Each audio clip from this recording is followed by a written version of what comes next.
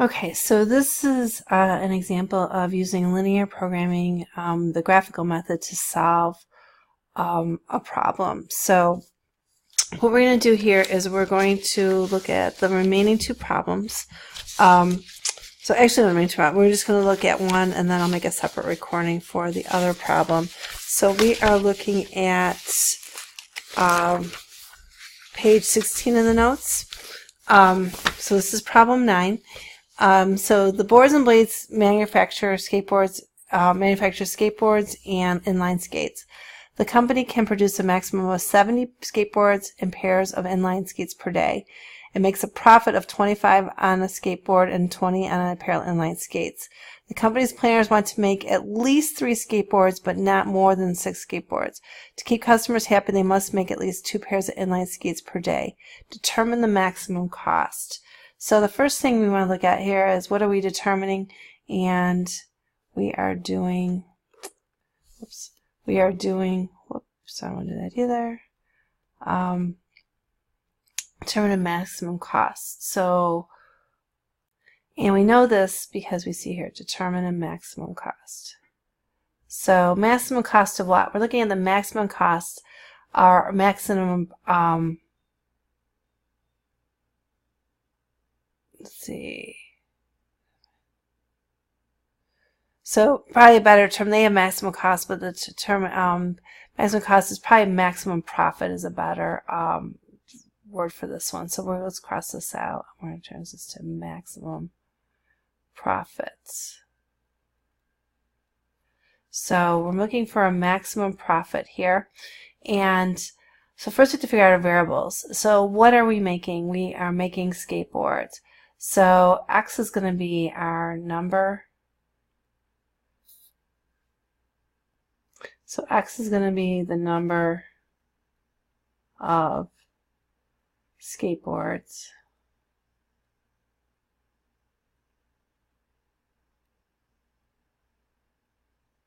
And Y is going to be the number of inline skates. And we figured out we're going to be maximizing our profit. So we're going to go ahead and circle maximize. And we're going to do P equals.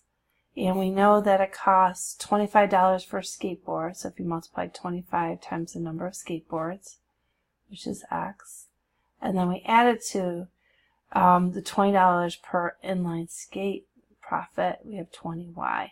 So this is our objective function, and this is what we want to fill in values for X and Y to make the most or largest profit. But we have limitations, and those are dictated in the problem. So the limitations are, if we keep reading, we want to make a maximum of 20 skateboards and skates. So we know that if we add together the number of skateboards and skates we have, we know it can't exceed 20. We read a little further, we want at least 3 skateboards. So the number of skateboards, this is Y, has to be greater than or equal to 3. And then we can't have more than 6, so Y is, so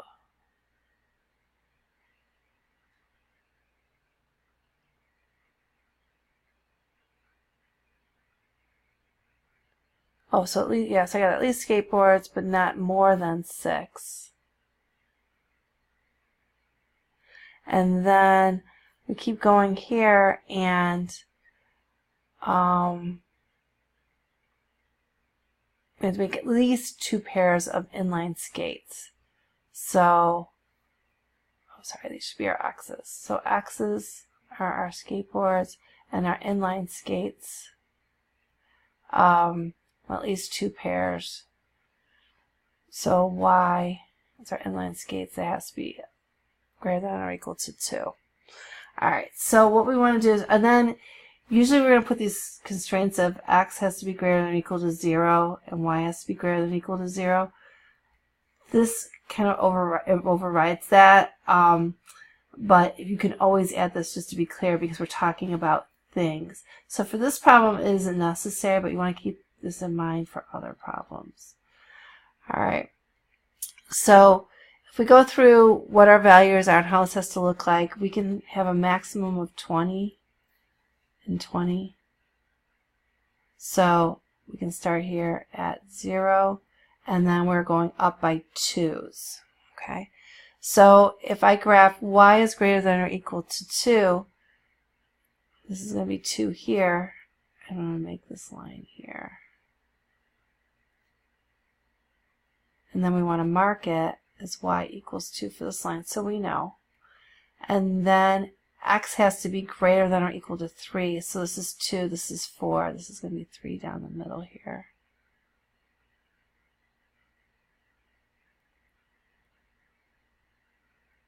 This is x equals 3. And then 6, so 2, 4, 6.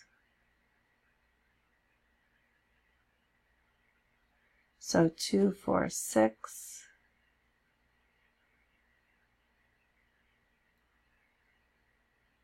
This is x equals 6. So here's our 3, here's our 6, here's our 2, and we change it to equal to because of the line. So we're drawing a line. That's not the inequality part. Now, x has to be greater than or equal to 3, so we're shading this direction, but we're going to stop at 6 because it has to be less than, and then we're shading up because it has to be greater than. So you can shade this direction and then take a different color and shade this direction and then take a different color and shade this direction to see where it overlaps. Or you might start to recognize that and you just don't have the extra shading. Last thing we need to do is actually not graph this. We want to graph this guy here so we can make our little chart. And then if x is 0, y is 20. And if y is 0, x is 20. So all I did was I plugged in 0. And then I solved for y. And I did it in this form of the equation. So if I plug in 0 for x and I solve for y, I get 20, and vice versa. So now we want x is 0, y is 20. And then we want to mark this in case we need the point. And then we have our other point here. And we're going to see that it's outside the range, so we didn't have to mark it, but who knows, in case we have to use it. And then this is less than 20, so it's going this direction. So if I put in a test point for this line, 0, 0, we'd see that it works. So I'm shading this direction. So I end up here, all this with all this shaded, and this is called our feasible region. So this is telling us that all the values in here, in the shade, they work within these constraints here. But that's not what we care about. We care about making the most money. So we're going back here. So there is there's a rule, this is part of linear programming, that says that once I have my feasible region, I don't have to check every value in here. I can just check this guy here, the corners, this guy here, this guy here, and this guy here, and one of these will be my maximum. Now, why is this erasing my dots? So I need to worry about those dots there. So for here, I know x is 6. Whoops. And then I'm going up by 2. So 2, 4, 6, 8, 10, 12, 14. So 6, 14 is this corner point. This point here is 6, and I went up to 2. And then I know this point here is when x is 3 and y is 2. And then this guy here, I know x is 3. But then I need to plug it in this equation, and sometimes it helps to go ahead and mark this. This is my x plus y equals 20. So if x is 3, then y must be 17. So this point here is 3, 17. So once I have the shaded region, I look for the corners of it, and then I take those values of the corners and I fill them in over here. So this is going to be on the bottom of your thing.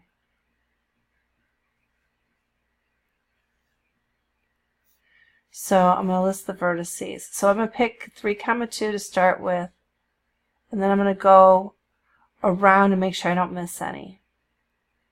If you miss and miss one and get the right answer, that's fine. I'll accept it. But if you miss one and don't get the actual max, then that would be partial credit. Okay. So I have all these values here, and I'm going to plug them into P equals 25x plus 20y. So for the